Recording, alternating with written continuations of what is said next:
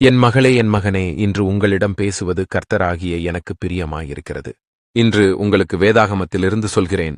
யோவான் 14ஆம் அதிகாரம் 1ஆம் வசனம். உங்கள் இருதயம் கலங்காதிருப்பதாக, தேவனிடத்தில் விசுவாசமாயிருங்கள் என்று எழுதியிருக்கபடியாக. என் மகளே, என் மகனே, உங்களுடைய இதயம் கலங்கிக் கொண்டிருக்கிறதா? உங்களுக்கு ஏற்பட்டிருக்கிற ஏதோ ஒரு காரியத்தை குறித்த கலக்கம். என் மகளே, என் மகனே, நீங்கள் நினைத்த காரியம் என்ன ஆகுமோ, ஏதாகுமோ என்று கலங்கிக் கொண்டிருக்கிறீர்களா?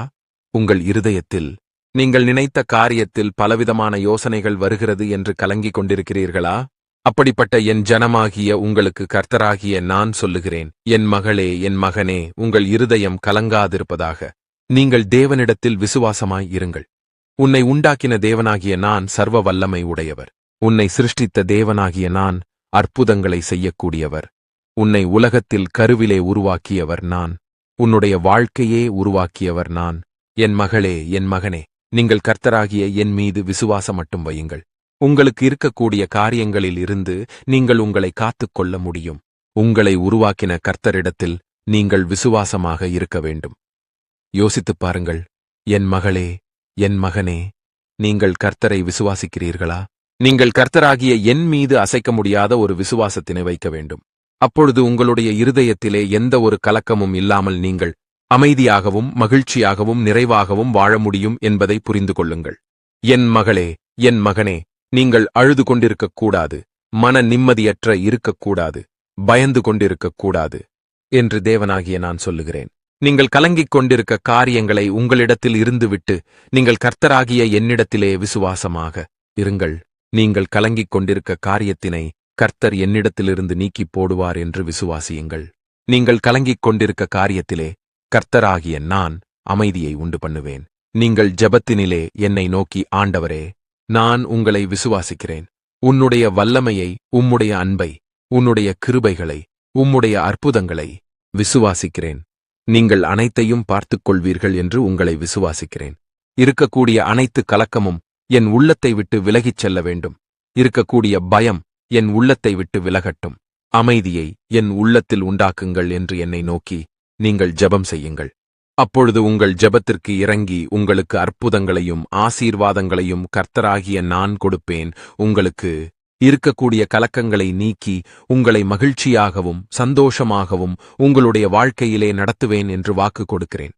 என் மகளே, என் மகனே, நீங்கள் தினமும் வேதத்தை வாசித்து தினமும் என்னிடத்தில் ஜெபம் செய்யும் பொழுது உங்களுக்கு ஆசீர்வாதமும் அற்புதங்களும் கிடைக்கும்.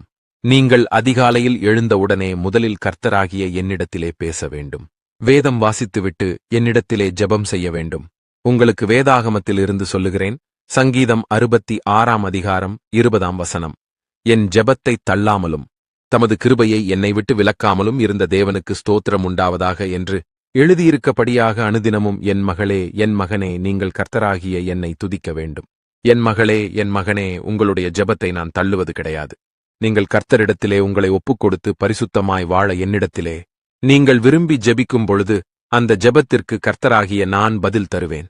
நீங்கள் உண்மையாய் கர்த்தருடைய பிள்ளைகளாயிருந்து கர்த்தரிடத்திலே விசுவாசத்துடன் ஜெபித்தீர்கள் என்றால் உங்களுடைய ஜெபத்தை கர்த்தராகிய நான் தள்ளுவதில்லை.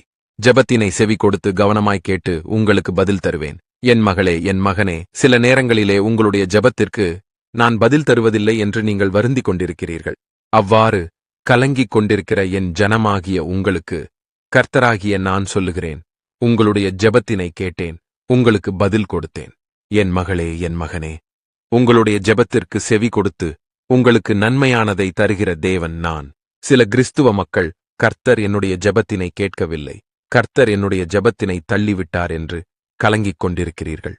முதலில் நீங்கள் புரிந்து கொள்ள வேண்டும். கர்த்தராகிய நான் உங்களுடைய ஜெபத்தினை கேட்டேன். நீங்கள் கேட்ட பதிலை நான் தரவில்லை. ஆனால் நான் கொடுத்த பதிலை நீங்கள் விசுவாசத்துடனே பற்றிக் கொள்ள வேண்டும். கர்த்தருக்கு சித்தமானதை உங்களுக்கு வாய்க்கப் பண்ணி உங்களுக்கு மகிழ்ச்சியை உண்டாக்குவேன். உங்களுக்கு நன்மையை உண்டாக்குவேன். நீங்கள் உங்கள் உள்ளத்தினிலே கை வைத்து, கர்த்தரே, என்னுடைய ஜெபத்தினை தள்ளாதீர்கள், உங்களை விசுவாசத்துடனே நான் ஆராதிக்கிறேன், கிருபை என்னை விட்டு விலகாமல் இருப்பதாக. தேவனே, உமக்கு ஸ்தோத்திரம் என்று என்னை நோக்கி நீங்கள் ஜெபம் செய்யுங்கள். அப்பொழுது கர்த்தராகிய நான் உங்களுக்கு இறங்கி உங்களுக்கு பதில் தருவேன். நீங்கள் மகிழ்ச்சியாகவும் சந்தோஷமாகவும் இருப்பீர்கள். என் மகளே, என் மகனே, உங்களுக்கு வேதாகமத்திலிருந்து சொல்லுகிறேன். சங்கீதம் 65 அதிகாரம் 2 வசனம். ஜெபத்தைக் கேட்கிறவரே, மாம்சமான யாவரும் உம்மிடத்தில் வருவார்கள் என்று எழுதியிருக்கபடியாக, என் மகளே, என் மகனே, கர்த்தராகிய நான் ஜெபத்தைக் கேட்கக்கூடியவர். நீங்கள் ஜெபம் செய்யும் பொழுது, கர்த்தருடைய நாமத்தினை துதிக்கும் பொழுது, அதை நான் கவனமாக கேட்டு உங்களுக்கு பதில் தருகிறேன். என் ஜனமாகிய நீங்கள் விசுவாசத்துடனே இயேசுவின் நாமத்திலே என்னிடத்தில் ஜெபித்தால் உங்களுக்கு பதில் கிடைக்கும். என் மகளே, என் மகனே, உங்களுடைய ஜெபத்தை கேட்கக்கூடியவர் நான். நீங்கள் யாராக இருந்தாலும் கர்த்தரிடத்திலே ஜெபம் செய்யலாம். உங்களுடைய ஜெபத்தினையும் கர்த்தர் கேட்பார். நீங்கள் கர்த்தரை விசுவாசித்து, எனக்காக மரித்து உயிர்த்தெழுந்த ஆண்டவர் என்னுடைய ஜெபத்திற்கு பதில் தருவார் என்று ஜெபித்து பாருங்கள். உங்களுக்கு உடனே அற்புதங்களும் ஆசீர்வாதங்களும் கிடைக்கும். நீங்கள் உங்கள் உள்ளத்திலே இருக்கக்கூடிய இந்த காரியத்தை குறித்து கர்த்தரிடத்தில் ஜெபம் செய்யுங்கள். உங்களுக்கு அதற்கு பதில் கிடைக்கும். என் மகளே, என் மகனே, நீங்கள் சந்தோஷமாக இருக்க வேண்டும். அதற்காகத்தான் கர்த்தராகிய நான் உங்களிடத்திலே பேசிக் கொண்டிருக்கிறேன். என் ஜனமாகிய நீங்கள் ஏன் கலங்கிக் கொண்டிருக்கிறீர்கள்? ஏன் வேதனையில் இருக்கிறீர்கள்? ஏன் துக்கமாயிருக்கிறீர்கள்? ஏன் சோர்ந்து போயிருக்கிறீர்கள்?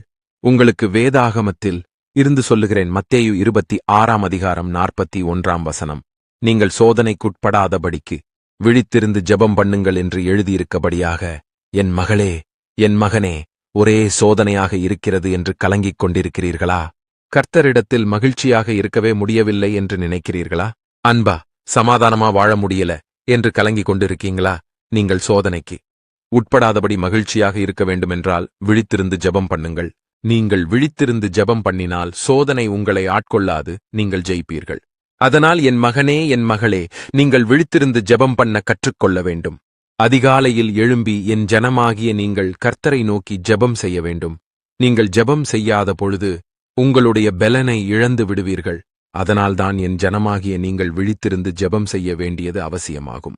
நீங்கள் என்னை நோக்கி, ஆண்டவரே, நாங்கள் சோதனைக்கு உட்படாதபடிக்கு ஜெபிக்கும்படி எங்களுக்கு பெலன் தாரும், எங்களுக்கு கிருபை கொடுங்கள் என்று என்னை நோக்கி நீங்கள் ஆராதியுங்கள். அப்பொழுது உங்களுடைய ஜெபத்திற்கு செவி கொடுத்து உங்களுக்கு இறங்கி உங்களுக்கு அற்புதங்களையும் அதிசயங்களையும் செய்கிறேன்.